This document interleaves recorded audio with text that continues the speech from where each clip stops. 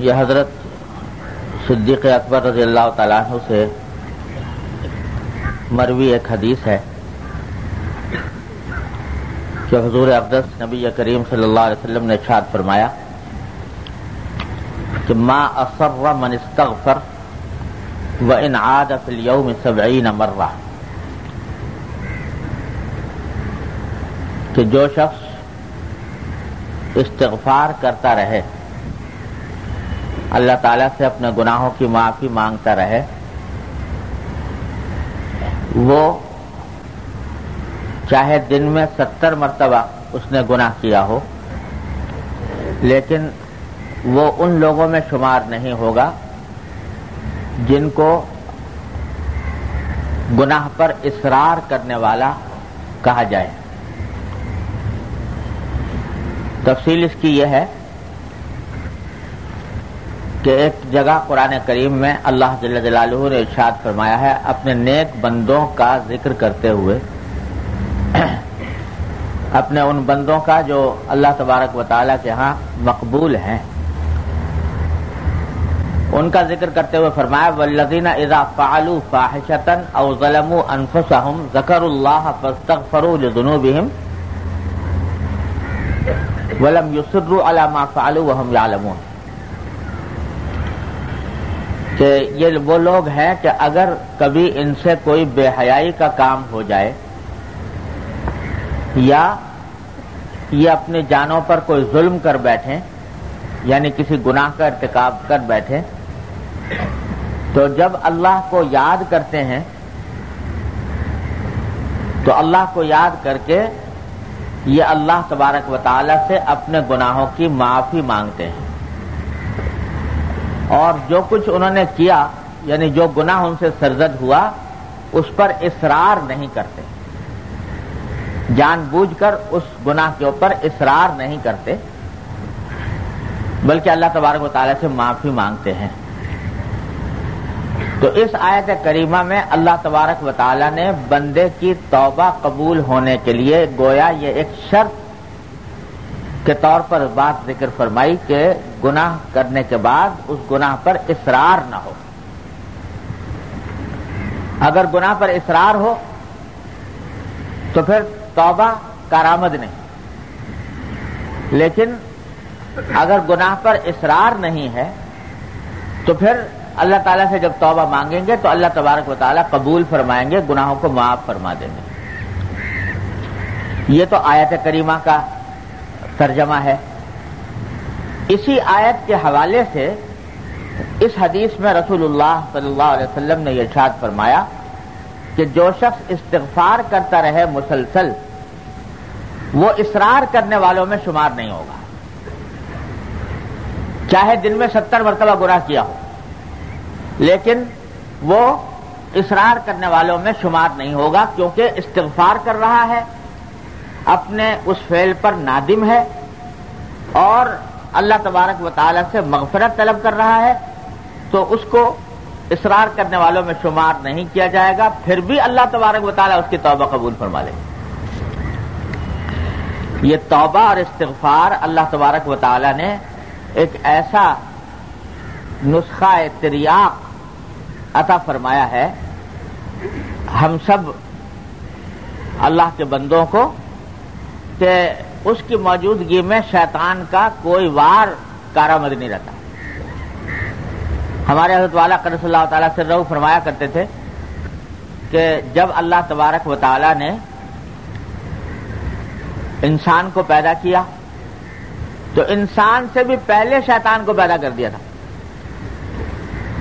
شیطان کی تخلیق پہلے ہوئی، آدم کی تخلیق بعد میں ہوئی، تو انسان سے بھی پہلے شیطان کو پیدا کر دیا تھا، جس کے معنی یہ ہے کہ وہ شیطان اس لیے پیدا کیا گیا تھا، اس کا مقصد تخلیقی یہ تھا کہ جو آدم علیہ السلام بعد میں پیدا ہونے والے ہیں ان کی اولاد کو یہ بہکائے گا۔ گویا گناہ کے سبب کو اللہ تعالی نے پہلے سے پیدا کر دیا اور انسان بعد میں پیدا ہوا، تو گویا اس جب انسان کو بھیجا اس دنیا میں تو ساتھ میں شیطان کو لگا کر بھیجا۔ اب یہ شیطان کیا تھا؟ یہ ایک زہر جو ہلاک کرنے والا انسان کو، تو اللہ جل جلالہ کی حکمت سے یہ بات بعید تھی، حکمت سے بھی اور رحمت سے بھی یہ بات بعید تھی کہ اللہ تعالیٰ زہر پیدا فرمائے اور اس کا تریاق پیدا نہ کرے، اس کا توڑ پیدا نہ فرمائے۔ تو اللہ تبارک و تعالیٰ نے زہر بھی پیدا کیا، شیطان اور نفسانی خواہشات، یہ زہر ہے، لیکن اس زہر کا تریاق بھی اتنا آسان بنا دیا، اتنا آسان بنا دیا کہ ادھر سے یہ زہر انسان کو کاٹے اور ڈسے، اسی وقت انسان تریاق استعمال کر سکتا ہے بغیر کسی ادنا محنت کے۔ گناہ ہوا اور گناہ کے فوراً بعد طبیعت میں ندامت ہوئی، اور ندامت کے بعد اس نے کہہ دیا استغفر اللہ ربی من کل ذنب واتوب الیہ، بڑے سے بڑے گناہ کا تریاق ہو گیا، زہر کا تریاق ہو گیا۔ کوئی چیز اللہ تبارک و تعالیٰ نے مضر ایسی پیدا نہیں کی، زہر ایسا پیدا نہیں کیا جس کا تریاق نہ بنایا ہو، اور تریاق بھی آسان۔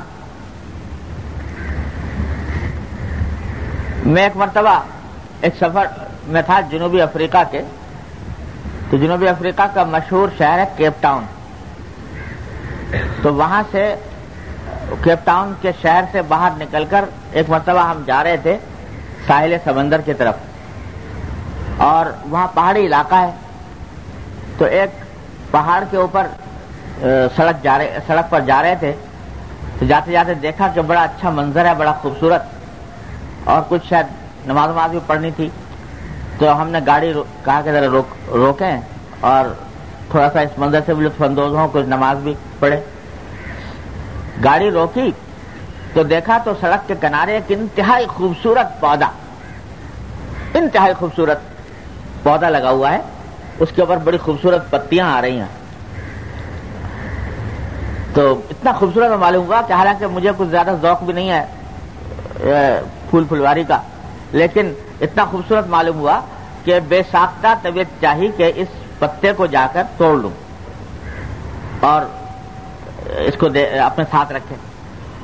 جب میں اس کی طرف بڑھا اس پتے کو توڑنے کے لیے، تو ہمارے جو ساتھی تھے وہیں کے رہنے والے، وہ چیخے، کہا کہ حضرت آپ اس کو مت چھوئیے۔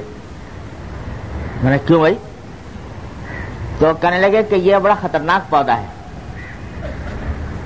کیسے خطرناک ہے؟ کہ اگر آپ اس کو چھوئیں گے تو جو آدمی بھی اس کو چھو لیتا ہے تو اس کا اثر ایسا ہوتا ہے جیسے بچھو کے کاٹنے کا، اس کو چھونے سے ہاتھ کے اندر زہر دوڑ جاتا ہے، اور زہر دوڑنے سے سارے جسم میں یہ کیفیت ہو جیسے کسی بچھو نے کاٹ لیا۔ تو اس واسطے آپ اس کو قریب میں مت جائیں۔ میں بڑا حیران پریشان کہ اتنا خوبصورت پودا اور اتنا خطرناک کہ آدمی ہاتھ لگائے اور ہاتھ لگاتے ہی اس کے جسم میں زہر دوڑ جائے۔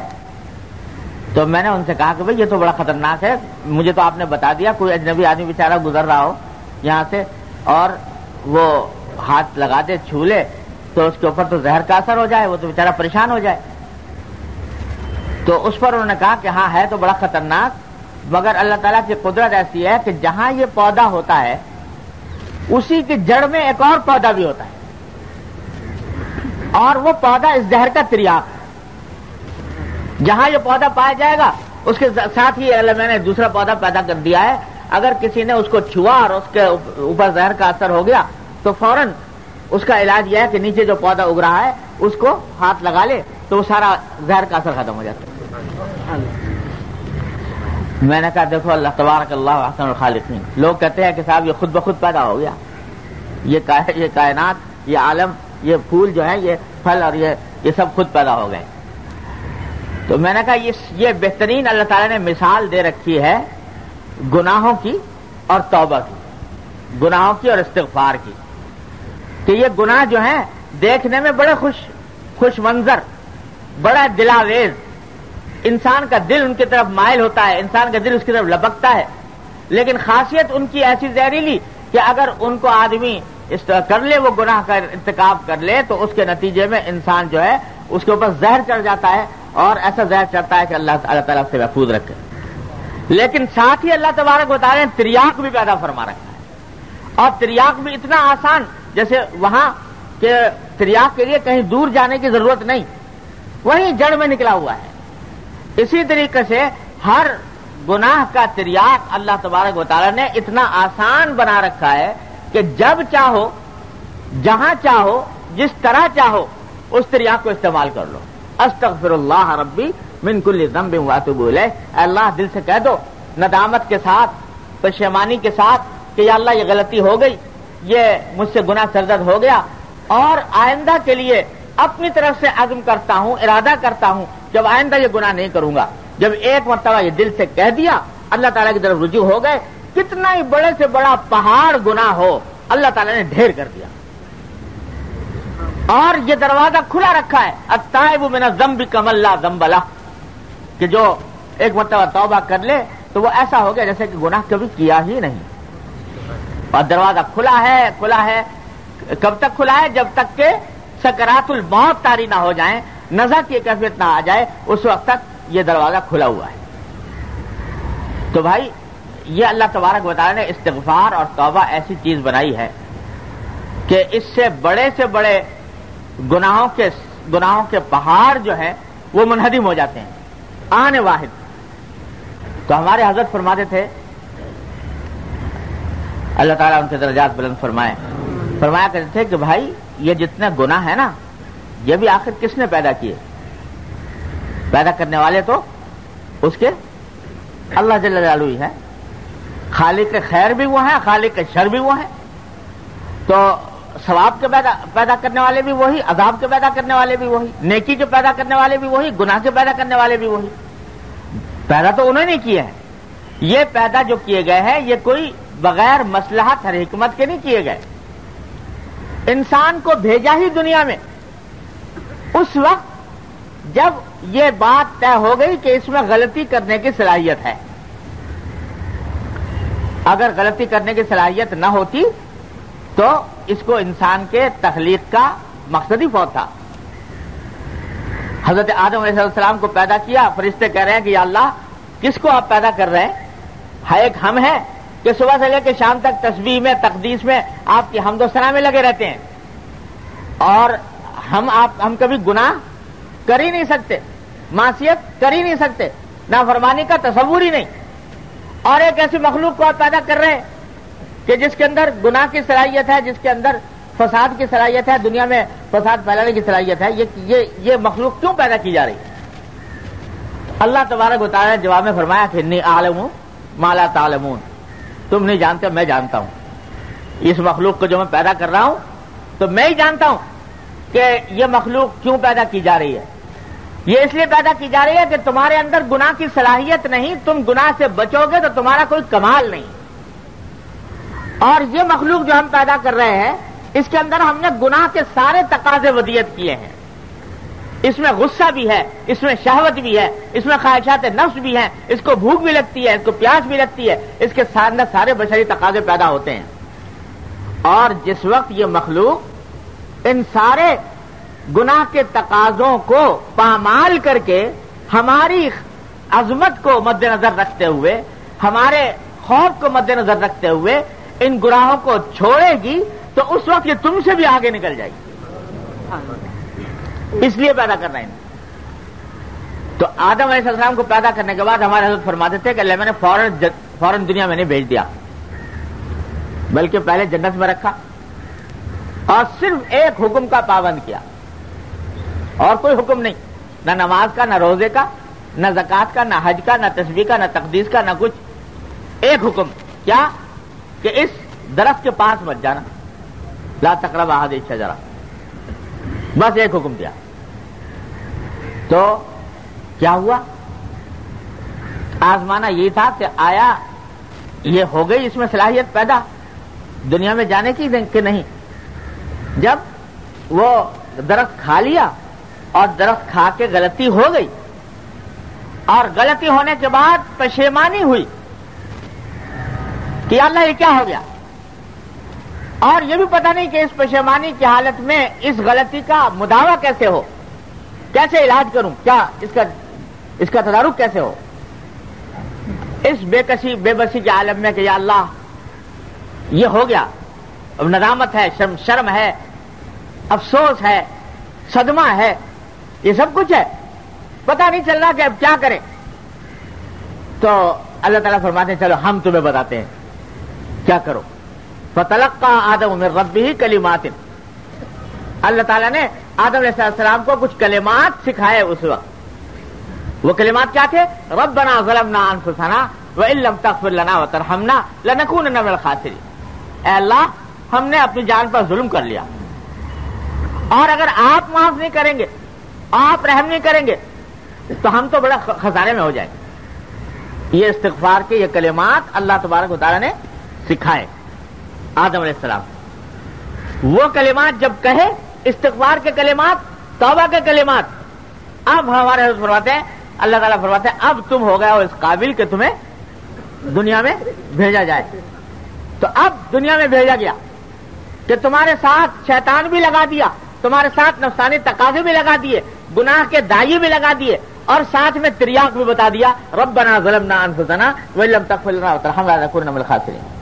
اب کہتے ہیں مسلح ہو کے جاؤ، اب تمہیں پوری طرح مسلح کر دیا گیا ہے دنیا کے اندر پیش آنے والے حالات کا مقابلہ کرنے کے لیے، اور علاج تمہیں بتا دیا، زہر بھی بتا دیا اور زہر کا تریاق بھی بتا دیا. اب جاؤ اور جا کر اپنے آپ کو اس شیطان کے اس بہکاوے سے بچانے کی کوشش کرو، کرتے رہو کرتے رہو کرتے رہو، لیکن جہاں کہیں یہ ڈس جائے تمہیں تو بس اس کا تریاق یہ ہے کہ ربنا ظلمنا انفسنا وان لم تغفر لنا وترحمنا لنكونن من الخاسرین. اور جوں ندامت بڑھتی جائے گی اور آدمی اللہ تعالیٰ کی طرف رجوع کرتا جائے گا، استغفار کرتا جائے گا، اتنا ہی اللہ تبارک و تعالیٰ کا انشاءاللہ قرب بڑھے، اتنا ہی اللہ تبارک و تعالیٰ کے قرب میں اضافہ ہوگا. تو اس واسطے ہمارے حضرت فرمایا کرتے تھے کہ بھائی یہ گناہ جو ہے نا، یہ بھی اللہ تعالیٰ کی حکمت اور مصلحت سے پیدا کیا گیا ہے. یہ اس لیے پیدا کیا گیا ہے کہ اس سے بچنے کی کوشش کر کے تم اپنے درجات بلند کرتے چلے جاؤ، اور اتنا بلند کرو ان درجات کو گناہوں سے بچنے کی کوشش کر کے، اور اگر کبھی سرزد ہو جائے تو ندامت اور استغفار کر کے کہ تمہارا شمار ہو جائے توابین میں، جس کو قرآن کریم میں توابین اور اوابین میں تمہارا شمار ہو جائے.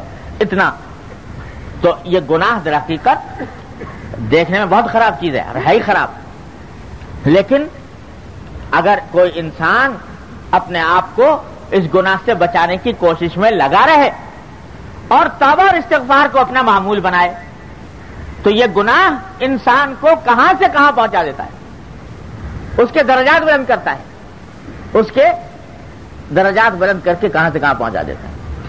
یہ ندامت بڑی عجیب چیز ہے. جب اللہ تبارک و تعالیٰ کے حضور شکستگی ہو، ندامت ہو، دل ٹوٹا ہوا ہو اپنے گناہ کے اوپر، تو اللہ تبارک و تعالیٰ فرماتے ہیں ان اللہ مع المنکسرۃ قلوبہم، اللہ تعالیٰ ساتھ ہوتا ہے ان بندوں کے جن کے دل ٹوٹے ہوئے ہوں. دل کیسے ٹوٹے کہ اللہ غلطی ہو گئی، گناہ ہو گیا، معاف فرما دیجئے، یہ ٹوٹے ہوئے دلوں کے ساتھ ہوتا ہے اللہ تبارک و تعالیٰ. تو یہ استغفار اور توبہ بڑا عظیم ہتھیار ہے جو اللہ تبارک و تعالیٰ نے بخشا ہے، جس کو بھی فرمایا انہ کان للاوابین غفورا. اللہ تبارک و تعالیٰ ان لوگوں کے لیے بڑی مغفرت کرنے والے ہیں جو بار بار ان کی طرف رجوع کرتے ہیں، بار بار ان کی طرف رجوع کر کے گناہوں کی معافی مانگتے ہیں. ان کے لیے اللہ تعالیٰ بڑے غفور و رحیم. اللہ ہمارے حضرت بابا صاحب، حضرت بابا نجم حسن صاحب قدس اللہ تعالیٰ سے رہو، اللہ تعالیٰ ان کے درجات بلند فرمائے. تو عجیب بزرگ تھے. ایک دن میں ان کے پاس بیٹھا ہوا تھا تو ایک نوجوان آدمی آ گیا، کوئی نوجوان تھا بالکل، اور پہلی بار شاید آیا تھا، کسی اور مقصد سے آیا ہوگا. اب یہ اللہ کے بندے جو ہوتے ہیں یہ اس فکر میں رہتے ہیں کہ جو بھی کوئی شخص آئے تو اس کے کان میں کوئی ایک بات ڈال دی جائے، چاہے مختصر سی ہو، اور وہ بات ڈال دیں تو کبھی نہ کبھی بزرگوں کے طرف سے ڈالی ہوئی بات جو ہے وہ کبھی نہ کبھی اثر انداز ہو جاتی ہے. اور بعض اوقات انسان کی زندگی کی کایا پلٹ دیتی ہے. اور اللہ تعالیٰ ہی دل میں ڈالتے ہیں ان بزرگوں کے کہ بھائی اس وقت اس آدمی سے کیا بات کہنی چاہیے, اور وہی سبب بن جاتا ہے بعض اوقات انسان کی زندگی کے انقلاب کا. تو وہ نوجوان آیا, تو جب وہ جانے لگا اس نے کہا کچھ دعا کی درخواست کی کہ حضرت کچھ دعا فرما دیجیے. تو اس کا ہاتھ پکڑ کے جواب دے کے فرمانے لگے کہ میاں ایک بات بتاتا ہوں, وہ یہ کہ رات کو بیٹھ کے ہاں یہ فرمایا کہ لوگ سمجھتے ہیں دین بڑا مشکل کام ہے, دین پر عمل کرنا بڑا مشکل کام ہے. ارے کچھ بھی مشکل نہیں. اور ایک نسخہ بتاتا ہوں تمہیں کہ رات کو بیٹھ کے تھوڑی دیر توبہ کر لیا کرو. رات کو بیٹھ کے تھوڑی دیر توبہ کر لیا کرو, یعنی سارے دن جو کچھ غلطیاں ہوئیں, گناہ ہوئے, ان سے اللہ تبارک و تعالیٰ کے حضور توبہ مانگ لیا کرو. بس ایک جملہ اس کے کان میں ڈال دیا.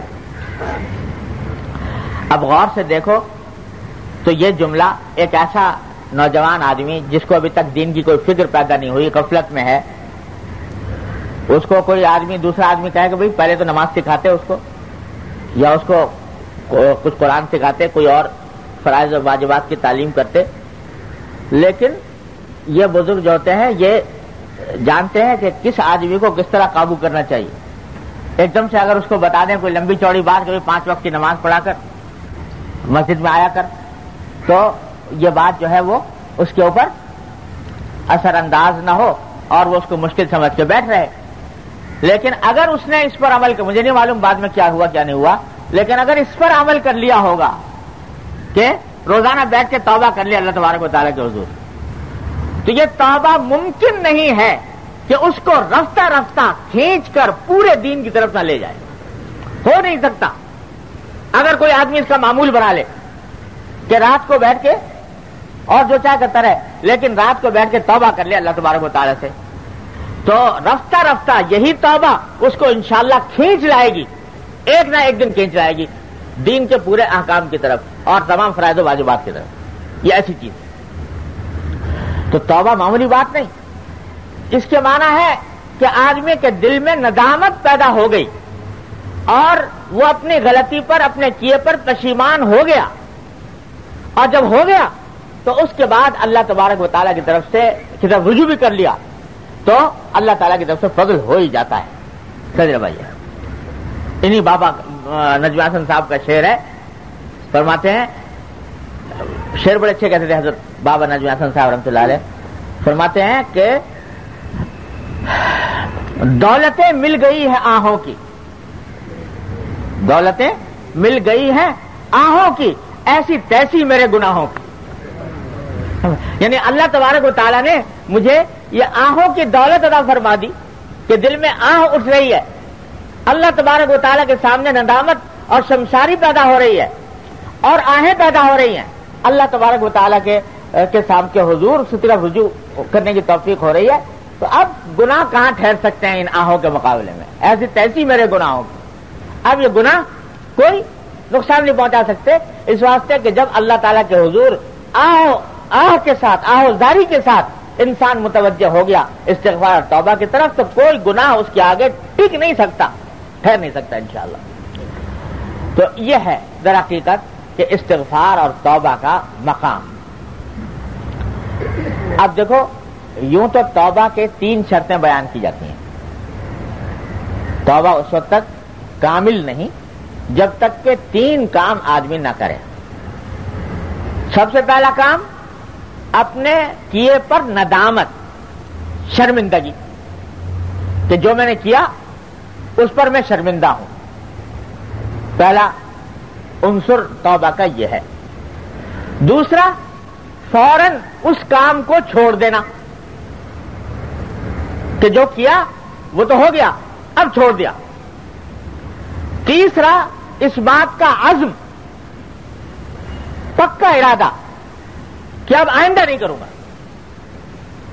یہ 3 کام جب مل جاتے ہیں تو توبہ کامل ہوتی ہے. ندامت, اس کام کا فوراً چھوڑ دینا, اور آئندہ کے لیے عزم کر لینا کہ آئندہ میں یہ کام دوبارہ نہیں کروں گا. یہ تین باتیں جب مکمل ہو جائیں گی تو توبہ کامل ہوگی، اور جب توبہ کامل ہوگی تو ممکن نہیں ہے کہ قبول نہ ہو، ممکن نہیں ہے کہ قبول نہ ہو۔ اللہ جل جلالہ ضرور قبول فرماتے ہیں، اور سارے گناہ نہ صرف یہ کہ معاف ہو جاتے ہیں، نامہ اعمال سے محو کر دیے جاتے ہیں۔ یہ بھی سمجھ لو، یہ بھی نہیں ہے کہ صرف معاف ہو گئے، اللہ میں نے معاف کر دیا، لکھے ہوئے تو ہیں تمہارے نامہ اعمال میں، لیکن یہ کہ چلو ہم تمہیں اس کا سزا نہیں دیں گے، عذاب نہیں دیں گے، نہیں نہیں، اللہ تعالیٰ کی رحمت فرماتی ہے کہ ہم نے تمہارے نامہ اعمال سے محو کر دیے۔ ہماری رحمت سے یہ بعید ہے کہ جس گناہ کو ہم نے معاف کر دیا، قیامت کے دن حشر کے وقت میں اس کا تذکرہ کر کے، اس کا ذکر کر کے، اس کا اندراج کر کے تمہیں شرمندہ کیا جائے، یہ بھی ہماری رحمت سے بعید ہے۔ تو اس واسطے صرف اتنا ہی نہیں کہ معافی ہو گئی، نامہ اعمال سے مٹا دیا گیا، اب کوئی اس کا نشان باقی رہا ہی نہیں، اس گناہ کا اتنا مٹا دیا اس کو۔ اللہ اکبر۔ بلکہ میں نے ایک حدیث اپنے شیخ حضرت مولانا مسیح اللہ خان صاحب صلی اللہ تعالیٰ عنہ سے سنی، میں نے کسی کتاب میں نہیں دیکھی، شیخ سے سنی، کہ فرمایا کہ جب کوئی بندہ، اللہ تعالیٰ نے دو فرشتے مقرر کر رکھے ہیں، ہے نا، ایک نیکی لکھنے والا دائیں طرف اور ایک بدی لکھنے والا بائیں طرف، اور ہمارے حضرت فرماتے تھے کہ ان دونوں میں جو دایاں والا فرشتہ ہے نیکی لکھنے والا، اس کو اللہ تعالیٰ نے امیر بنایا ہے اس فرشتے کا جو بدی لکھنے والا ہے بائیں طرف، کیونکہ اللہ تعالیٰ کا حکم ہے کہ جب بھی کوئی کام اجتماعی ہو، ایک سے زیادہ آدمی مل کے کام کریں تو کسی نہ کسی کو امیر بنا لینا چاہیے۔ تو دو فرشتے بھیجے، دونوں میں بھی اللہ تعالیٰ نے امیر بنا دیا اس کو، نیکی والے فرشتے کو بدی والے فرشتے کا امیر بنا دیا۔ تو کہتے ہیں کہ اللہ ان فرشتوں کا معمول یہ ہے کہ جو نیکی لکھنے والا ہے، تو جب کوئی شخص نیکی کرتا ہے کوئی، بلکہ نیکی کا عزم بھی کر لیتا ہے، ابھی کی بھی نہیں، عزم کر لیا پکا کہ یہ نیکی کروں گا، وہ جو امیر ہے وہ کھٹ سے لکھ لیتا ہے، یہ جو بندہ ہے اس نے فلاں نیکی کا عزم کیا ہے، پکا ارادہ کر لیا ہے، اس کے نامہ اعمال میں لکھ لیتا ہے فوراً، اس واسطے کہ اس کو پوچھنے کی تو حاجت ہے نہیں، وہ امیر ہے، دوسرے سے پوچھنے کی ضرورت نہیں، جہاں اس نے عزم کیا بندے نے اور اس نے لکھ لی۔ اور بدی والا فرشتہ جو ہے وہ چونکہ مامور ہے اور اس کا امیر موجود ہے، تو جب کوئی بندہ کوئی غلط کام کرتا ہے، گناہ کرتا ہے، تو وہ بدی والا فرشتہ اپنے امیر سے یعنی نیکی والے فرشتے سے پوچھتا ہے کہ لکھ لوں، یہ اس نے کر لیا، یہ گڑبڑ، یہ لکھ لوں؟ تو وہ جو فرشتہ ہے وہ کہتا ہے کہ نہیں، ابھی مت لکھو، ہو سکتا ہے کہ یہ توبہ کر لے۔ تو توبہ اگر کر لی اس نے تو اس کے بعد یہ لکھا ہوا مٹانا پڑے گا، تو ابھی بہتر ہے کہ انتظار کر لو، شاید یہ توبہ کر لے۔ اگر توبہ کر لے، استغفار کر لے، تو پھر لکھنے کی ضرورت ہی نہیں۔ پھر کہتے ہیں اس نے پھر دوبارہ کر لیا وہی کام، تو پھر پوچھتا ہے کہ بھئی یہ پھر مٹا دیا۔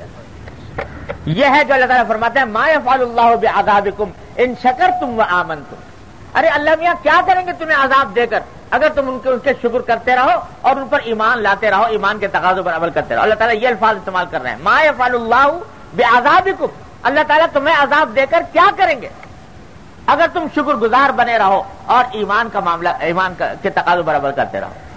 ہم تو اتنا تمہیں ڈھیل دیتے ہیں، اتنی تمہیں مہلتیں دیتے ہیں، اتنا تمہارا خیال کرتے ہیں کہ تمہاری بدیوں کو لکھواتے بھی نہیں، اور لکھی بھی گئی ہوں تو ایک مرتبہ استغفر اللہ کہنے سے مٹا دیتے ہیں تمہاری بدیوں کو۔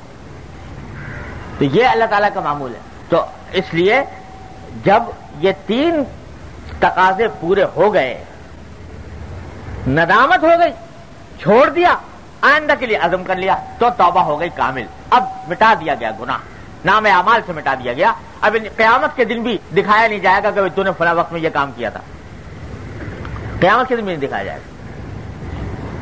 اللہ مٹا دیا. لیکن یہ 3 تقاضے ضروری ہیں. تو بابا ہی کی بات یاد آ گئی. حضرت بابا نجم حسن صاحب رحمۃ اللہ علیہ کہ اللہ تعالیٰ ان کے درجات بلند فرمائے. ہم نے کتابوں میں پڑھا ہوا تھا کہ توبہ جو ہے یہ تینوں تقاضے جب تک پورے نہ ہوں اس وقت تک توبہ جو ہے وہ کامل نہیں ہوتی. تو میں نے ایک دن حضرت بابا صاحب سے عرض کیا کہ حضرت یہ ہے تو معاملہ بڑا رحمت کا کہ 3 یہ توبہ جب آدمی کر لے تو معاف ہو جاتی ہے، لیکن توبہ کامل ہوئی کہ نہیں ہوئی اس میں شبہ رہتا ہے. اس واسطے کہ چلو ندامت بھی ہے، اس وقت چھوڑ بھی دیا، لیکن یہ تیسرا جو معاملہ ہے کہ پکا عزم کرو کہ آئندہ نہیں کرو گے، تو اس میں شبہ رہتا ہے کہ پتہ نہیں پکا عزم ہوا کہ نہیں ہوا، پکا ارادہ ہوا چھوڑنے کا یہ نہیں ہوا. اور جب اس میں شبہ رہا اگر عزم مکمل نہ ہوا تو توبہ کامل نہ ہوئی، توبہ کامل نہ ہوئی تو گناہ جوں کا توں رہا. اس واسطے یہ خطرہ لگا رہتا ہے ہر وقت کہ اگر عزم کامل نہ ہو تو توبہ کامل نہیں ہوگی. تو اس کا کیا علاج ہو، عزم کامل کرنے کا کیا طریقہ؟ تو اس پر حضرت نے فرمایا، اور یہی باتیں ہیں بزرگوں سے، جو بزرگوں سے ایسے ہی عقدے کھلتے ہیں بزرگوں کی باتوں سے جو کتابوں میں درج نہیں ہوتے، بزرگوں کے سے حاصل ہوتے.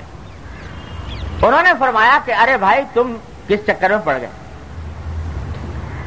عزم کے معنی ہے ارادہ کر لینے، اپنی طرف سے آدمی ارادہ کر لے پکا کہ نہیں کروں گا. اگر دل میں ساتھ ساتھ یہ اندیشہ آ رہا ہو کہ پتہ نہیں میں اس ارادے پر قائم رہ سکوں یا نہ رہ سکوں آئندہ، ابھی کر تو رہا ہوں لیکن آئندہ اس پر قائم رہ سکوں گا یا نہیں رہ سکوں گا، کہیں ایسا نہ ہو کہ پھسل جاؤں آئندہ، یہ اندیشہ اگر دل میں آ رہا ہو تو یہ اندیشہ عزم کے منافی نہیں، یہ اندیشہ عزم کے منافی نہیں. اپنی طرف سے ارادہ پکا کر لو کہ نہیں کروں گا، لیکن ساتھ میں اگر یہ اندیشہ لگا ہوا ہے کہ پتہ نہیں یہ میں قائم رہ سکوں نہ رہ سکوں، تو اس اندیشے کے باوجود عزم درست، توبہ کامل. اور جب توبہ کامل ہے تو اس کے بعد اللہ تعالیٰ کی رحمت سے امید رکھو کہ انشاءاللہ قبول ہے. یہ ہے وہ مضمون جو اس حدیث میں بیان کیا جا رہا ہے کہ جو استغفار کر رہا ہے، اور استغفار کے معنی یہ ہے کہ ترک بھی کیے ہوئے ہے، ندامت میں بھی ہے، اور آئندہ کے لیے عزم بھی اپنی طرف سے کر رہا ہے، اگرچہ ساتھ ساتھ دل میں اندیشہ لگا ہوا ہو تو اس صورت میں بھی توبہ اللہ تعالیٰ قبول فرما لیتے ہیں. محض اندیشے کی وجہ سے مت گھبراؤ. تو حقیقت یہ ہے کہ حضرت بابا صاحب علیہ کہ جب سے یہ بات ارشاد فرمائی تو بڑی تسلی ہوئی اور الحمدللہ بڑا اطمینان ہوا کہ چلو یہ جو ساتھ ساتھ جو اندیشہ لگا رہتا ہے اس کی گوئی اپنی طرف سے البتہ عزم پکا کر لے، اپنی طرف سے ارادہ پکا کر لے. تو اصل توبہ تو یہ ہے بھائی. لیکن اس کے ساتھ ساتھ اس حدیث سے جو بات نکلتی ہے، اور اسی کو امام غزالی رحمۃ اللہ نے احیاء العلوم میں بیان فرمایا، وہ بات ایسی ہے کہ ہم کمزوروں کے واسطے بڑا اس میں تسلی کا بھی سامان ہے، اور اگر اللہ بچائے اس کو آدمی غلط سمجھے اور غلط استعمال کرے تو بڑے نقصان کا بھی اندیشہ ہے. اس واسطے نازک بات ہے، ذرا اچھی طرح سمجھ کے سمجھنی چاہیے. وہ یہ ہے کہ بعض گناہ تو ایسے ہوتے ہیں جن کے بارے میں آدمی یہ تینوں کام کر گزرتا ہے اپنی طرف سے، نادم بھی ہو گیا اور چھوڑ بھی دیا، آئندہ کے لیے عزم بھی کر نہیں کروں گا، الحمدللہ توبہ کامل ہوگی. بعض گناہ ایسے ہوتے ہیں جن کے بارے میں پتہ ہے کہ میں ابھی تک اس کا پکا عزم کرنے پر بھی قادر نہیں، پکا عزم کرنے پر بھی قادر نہیں. یہ بھی میں یعنی بالکل آنکھوں سے دیکھ رہا ہوں کہ نادم تو ہوں، لیکن اس کو چھوڑا ہوا بھی ہے، لیکن پکا پتہ ہے کہ میں اس میں دوبارہ مبتلا ہوں گا یا مبتلا ہو رہا ہوں اور مجھے اس سے فی الحال مفر نظر نہیں آ رہا اس گناہ سے، وہاں کیا کرے آدمی؟ کیا ایسا آدمی مایوس ہو جائے کہ اس کے لیے کوئی راستہ نہیں؟ حضرت امام غزالی رحمۃ اللہ فرماتے ہیں کہ نہیں، مایوسی وہاں بھی نہیں، مایوسی وہاں بھی نہیں، اور اس کے لیے راستہ یہ ہے کہ اپنے اس فعل پر نادم تو رہے، اور نادم ہونے کے ساتھ ساتھ کوشش کرتا رہے اس کو چھوڑنے کی، جلد از جلد چھوڑنے کی کوشش میں لگا رہے، ندامت نہ چھوڑے، کوشش نہ چھوڑے، اور استغفار نہ چھوڑے،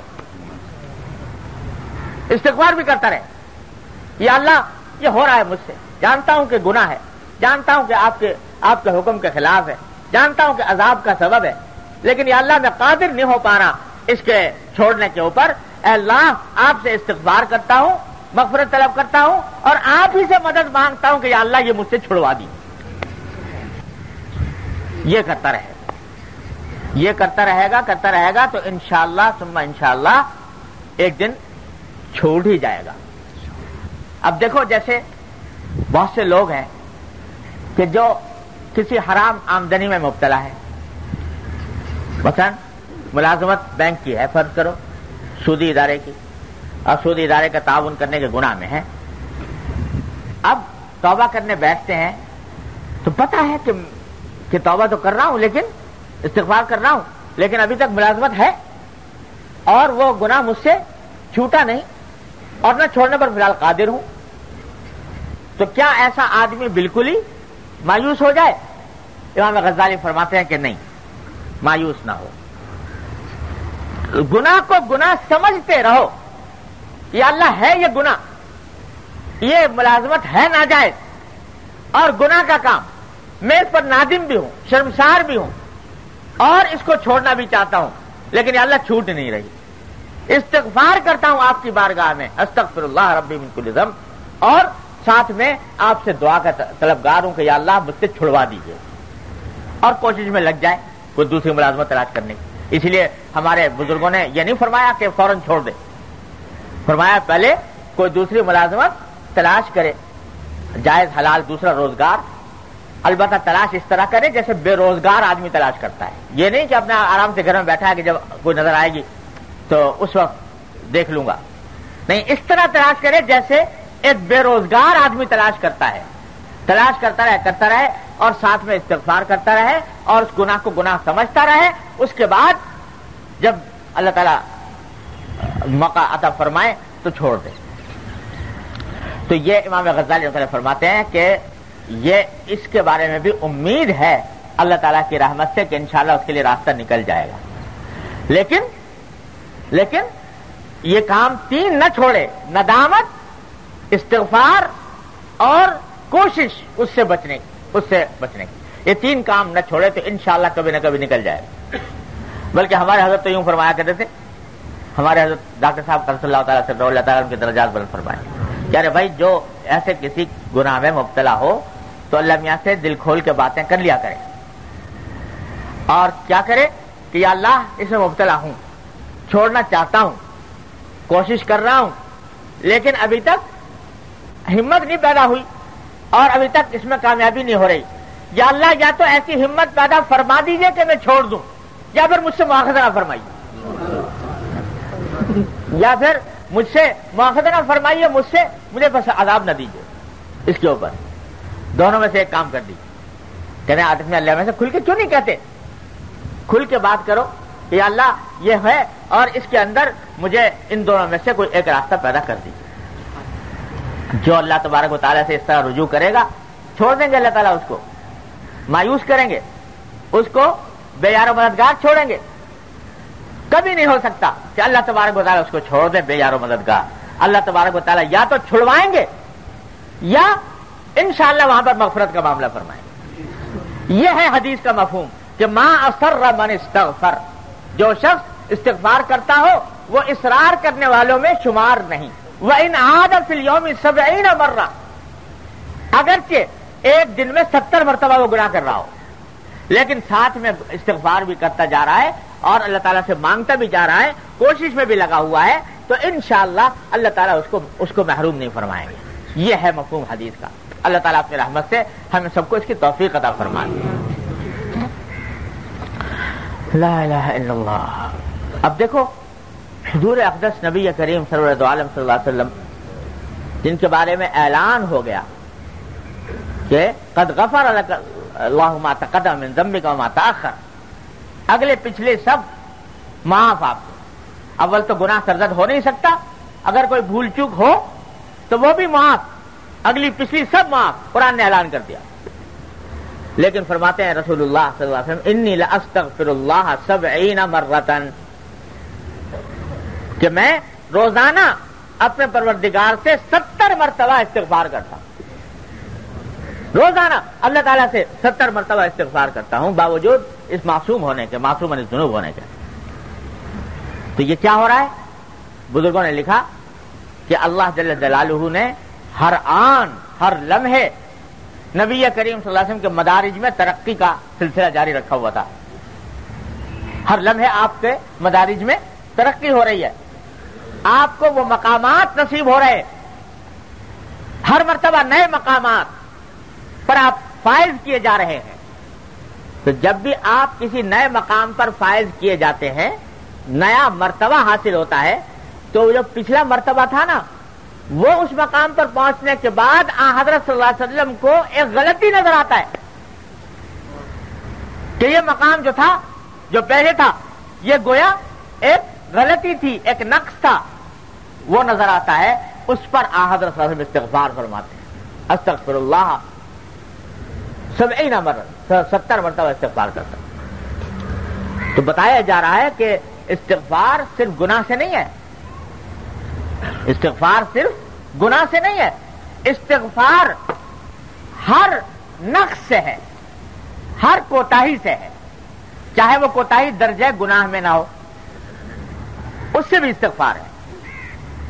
اور اسی وجہ سے کیا فرمایا گیا, حدیث میں آتا ہے کہ جب نبی کریم سرور عالم صلی اللہ علیہ وسلم جب نماز سے فارغ ہوتے, سلام پھیرنے کے بعد کیا فرماتے تھے؟ استغفر اللہ 3 مرتبہ, استغفر اللہ استغفر اللہ استغفر اللہ 3 مرتبہ فرماتے تھے ہر نماز سے فارغ ہونے کے بعد. اب دیکھو, یہ کوئی گناہ کیا تھا جس سے استغفار کیا جا رہا ہے.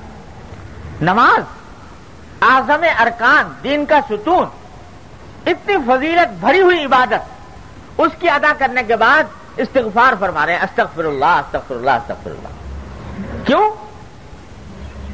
اس لیے کہ یا اللہ نماز تو پڑھ لی, لیکن جیسا آپ کی عبادت کا حق تھا اس کا 1,00,000واں حصہ بھی ادا نہیں ہو پایا. جو آپ کی عبادت کا حق تھا, جیسی نماز پڑھنی چاہیے تھی, جیسی آپ کی عبادت کرنی چاہیے تھی, وہ ادا نہیں ہو پائی. تو چاہے کہ بھائی یہ جو نماز پڑھتے ہو اس کو ناقدری مت کیا کرو.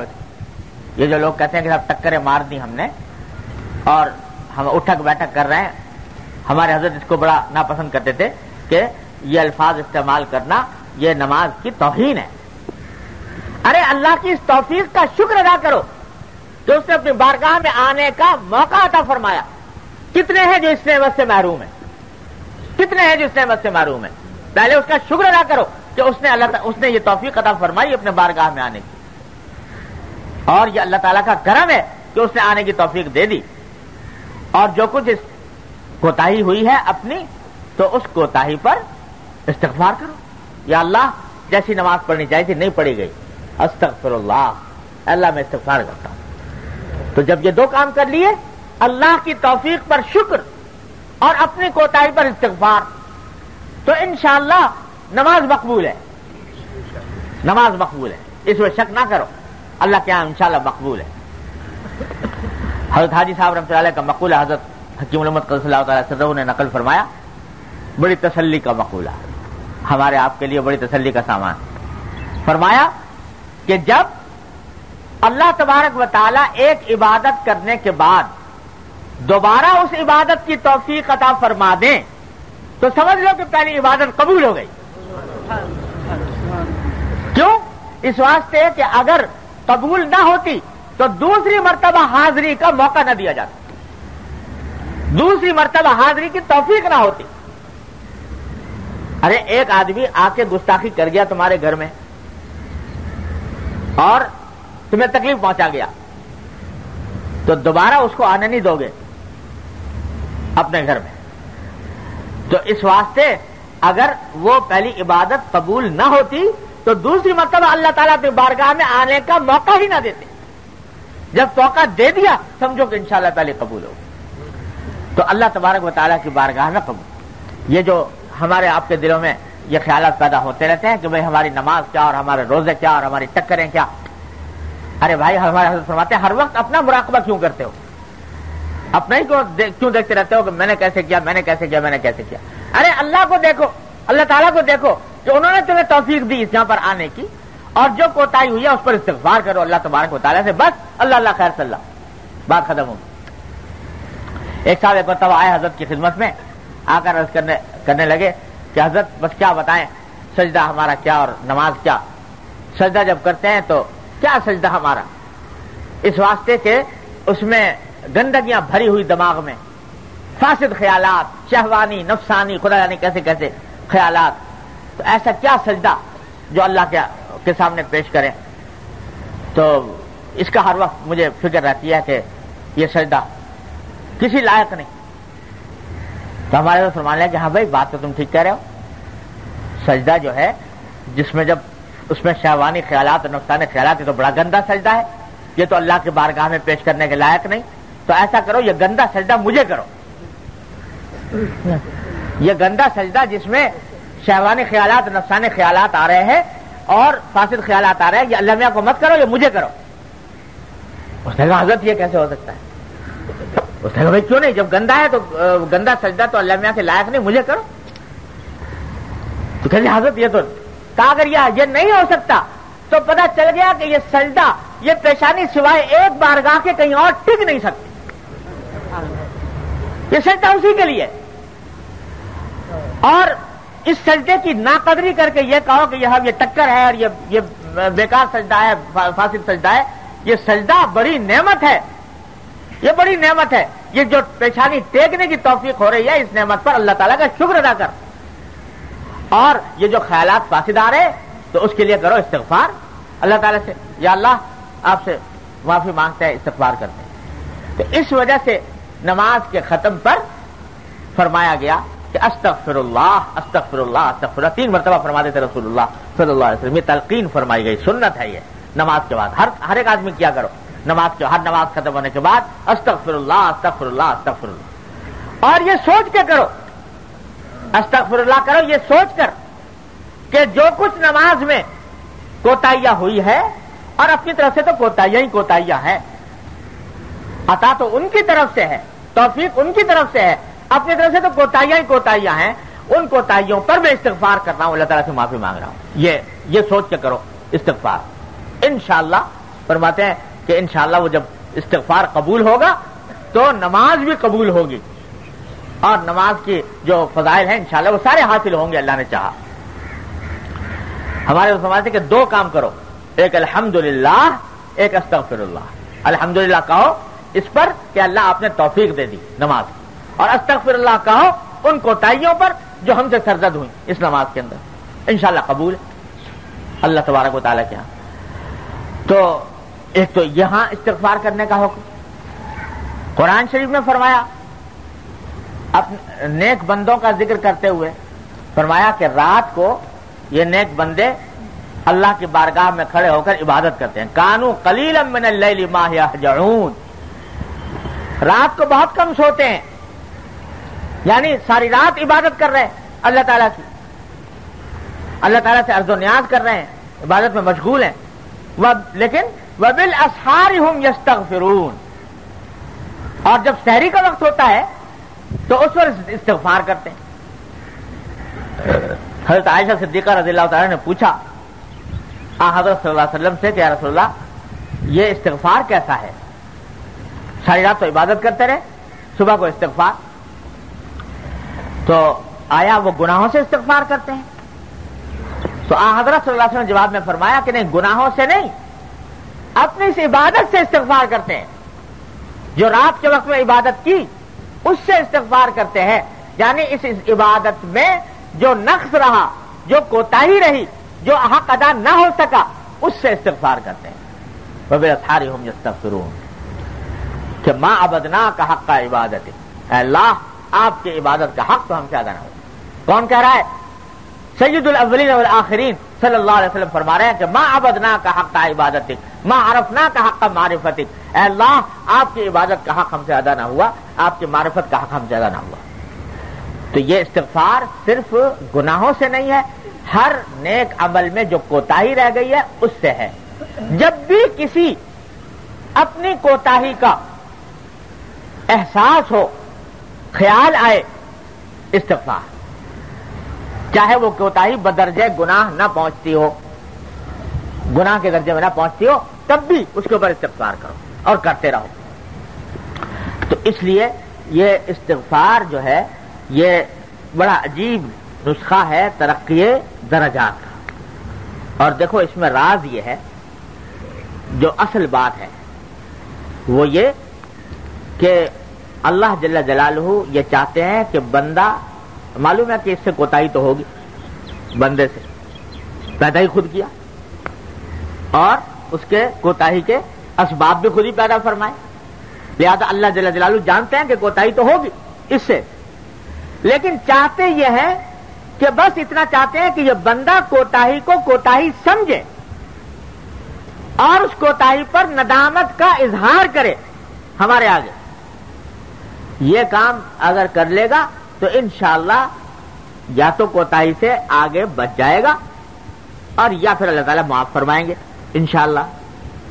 خراب چیز جو ہے، جو اللہ جل جلالہ جس سے بچائے، اللہ تعالیٰ ہم سب کو بچائے، وہ ہے گناہ کو گناہ نہ سمجھنا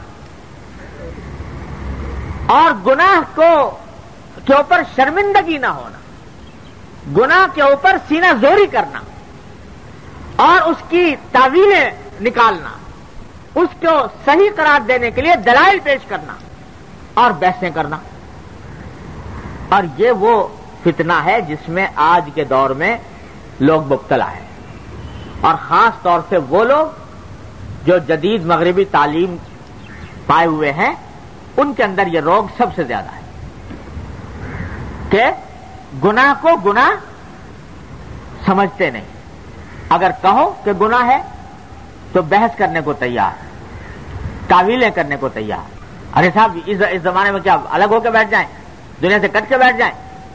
ارے بھائی یہ کہاں لکھا ہے، یہ قرآن میں کہاں لکھا ہے؟ یہ جو مولوی کہہ رہے ہیں کہ ناجائز ہے، یہ قرآن میں کہاں لکھا ہوا؟ میں نکال کے قرآن میں کہاں لکھا ہوا؟ ہر وقت اس قسم کے دلائل اور اس قسم کے عذر پیش کرنے کی فکر رہتی ہے. اور کیسے گناہ ہو سکتا ہے، کیسے ناجائز ہو سکتا ہے یہ کام؟ یہ بڑی خطرناک بات ہے، اللہ بچائے. کیوں؟ اس واسطے کہ جب بیمار اپنی بیماری کو سمجھے ہی نہیں کہ میں بیمار ہوں، اس کے صحت کی کوئی امید نہیں کی جاتی. جو آدمی بیماری کو بیماری سمجھے کہ ہے میں بیمار، تو کبھی نہ کبھی ڈاکٹر کی طرف چلا جائے گا، کبھی نہ کبھی دوا استعمال کر لے گا، کبھی نہ کبھی شفا پا جائے گا. لیکن جو شخص بیماری کو بیماری ہی نہ سمجھے اور یہ ثابت کرنے کی فکر کرے کہ یہ تو صحت کا ایک حصہ ہے، اس کی صحت کی امید نہیں کی جا سکتی. اس واسطے جو آج کل کا سب سے بڑا فتنہ ہے، اس سے محفوظ رہنے کی ضرورت ہے. اللہ تعالی ہم سب کی حفاظت فرمائے کہ گناہوں، جن چیزوں کو گناہ قرار دیا ہے شریعت نے، اس کے بارے میں یہ بحث مباحثہ اور اس کو صحیح قرار دینے کی کوشش، اس کے اوپر اصرار، یہ ہے اصرار. لیکن جو استغفار کر رہا ہے وہ اصرار نہیں کر رہا، اس واسطے کہ وہ اس کو صحیح نہیں سمجھ رہا، برا سمجھ رہا ہے، غلط سمجھ رہا ہے، اس کے اوپر ندامت رکھتا ہے. تو اللہ تعالیٰ فرماتے ہیں کہ چلو انشاءاللہ اس کو نکال دیں گے، اس عذاب سے نکال دیں گے انشاءاللہ تعالی. تو جو سبق ملا حدیث سے وہ یہ کہ بھائی آدمی کوشش میں تو لگا رہے مسلسل کہ کوئی گناہ سرزد نہ ہو، حتی الامکان پوری کوشش کرے. اور اللہ تعالیٰ نے کسی بھی ایسے عمل کو گناہ قرار نہیں دیا جس سے بچنا انسان کے اختیار میں نہ ہو. انسان کے اختیار میں اللہ تعالیٰ سب جانتے ہیں اس میں طاقت ہے بچنے کی، تو اس واسطے اس کا حکم دیا ہے کہ بچو اس سے. اگر طاقت میں نہ ہوتا بچنے کا حکم نہ دیتے. اس واسطے طاقت میں ہے. جب طاقت میں ہے تو اختیار کو استعمال کرو, ہمت کو کام میں لاؤ اور گناہ سے بچو. لیکن اگر کہیں پھسل گئے, مجبوری ہو گئی, تو اس کے اوپر سینہ زوری کرنے کے بجائے استغفار, اللہ تعالیٰ کی طرف رجوع اور اس پہ اصرار نہ کرنا. یہی حدیث کا پیغام ہے. اللہ تبارک و تعالیٰ اپنی رحمت سے, اپنے فضل و کرم سے ہم سب کو اس کی توفیق عطا فرمائے. ہے وقت ابھی کچھ نہیں, 5 منٹ وقت. چلیے پھر انشاءاللہ اللہ تبارک و تعالیٰ عمل کی توفیق عطا فرمائے. اللهم صل علی سیدنا مولانا محمد وعلى آل محمد كما صليت على ابراہیم وعلى آل ابراہیم انك حمید مجید. ربنا ظلمنا انفسنا وان لم تغفر لنا وترحمنا لنكونن من الخاسرين. ربنا ظلمنا انفسنا وان لم تغفر لنا وترحمنا لنكونن من الخاسرين. ربنا ظلمنا انفسنا وان لم تغفر لنا وترحمنا لنكونن من الخاسرين. ربنا آتنا في الدنيا حسنة وفي الآخرة حسنة وقنا عذاب النار. یا ارحم الراحمین, اپنے فضل و کرم سے ہمارے تمام گناہوں کو معاف فرما.